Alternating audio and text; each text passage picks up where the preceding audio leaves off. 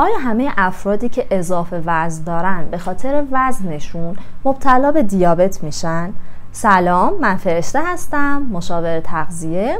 در جواب این سوال باید بگم که با اینکه عامل خطر اصلی دیابت نوع 2 چاقی هست، ولی خب اما داره، چون که به طور مستقیم باعث ایجادش نمیشه.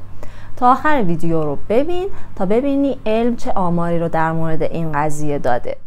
فعالیت بدنی، رژیم غذایی سالم و کاهش وزن خطر ابتلا به دیابت نوع 2 رو کاهش میده. چاقی و اضافه وزن از عوامل خطر اصلی ابتلا به دیابت و پیش دیابت هستند. وزن میتونه در مدیریت قند خون اثر داشته باشه.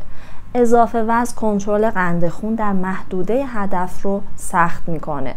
با این حال در حالی که چاقی میتونه خطر ابتلا به دیابت نوع 2 رو افزایش بده، اما به طور مستقیم باعث ایجادش نمیشه. چاقی از چند طریق با دیابت نوع 2 ارتباط داره.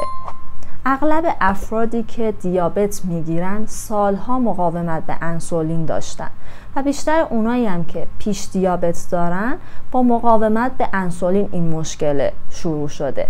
نکته مهم این هست که بیش از 80% از افرادی که پیش دیابت دارن از این مشکل خبر ندارن. پس خیلی به این قضیه دقت کنید و حتما یه چکاپ انجام بدید. علت اینکه چاقی از عوامل اصلی ابتلا به بیماری‌های متابولیک مثل دیابت و پیش دیابت هست اینه که چاقی مقاومت به انسولین رو کم میکنه و استفاده طبیعی از انسولین برای تنظیم قند خون رو دشوار میکنه. جنبندی بحثمون هم این میشه که چاقی میتونه خطر ابتلا به دیابت نوع 2 رو افزایش بده و تحقیقات نشون دادن که 80 تا 90% افراد مبتلا به دیابت نوع 2 چاق هستن.